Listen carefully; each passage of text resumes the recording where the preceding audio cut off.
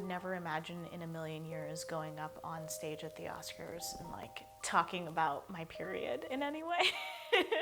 Never. I'm Rayka Zehtabchi. I'm a writer-director, and we are at my apartment in Los Angeles.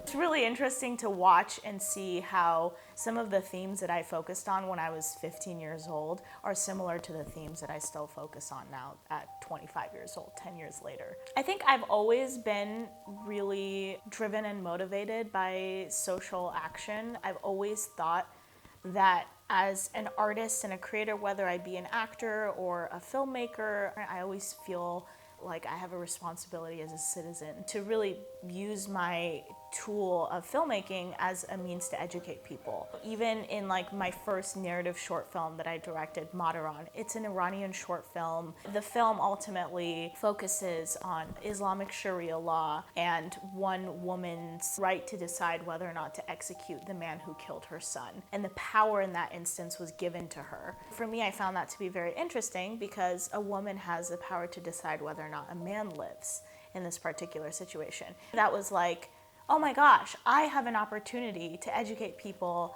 about a part of Islam that I didn't even know about before I made this film. You know, that felt like a really good opportunity to like spread awareness about this.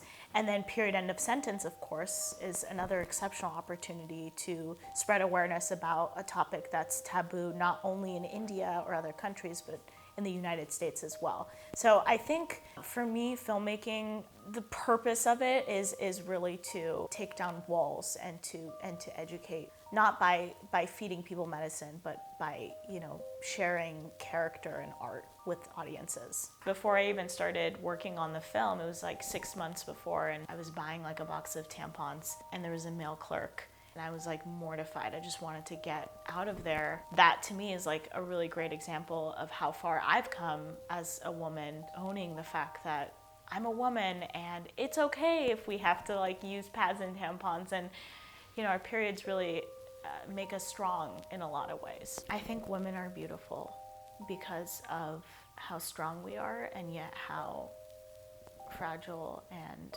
sensitive we are. And I think that sort of empathy is really beautiful. And I think if we all had that, you know, if we all were somehow in touch with that, the world would be a much more beautiful place.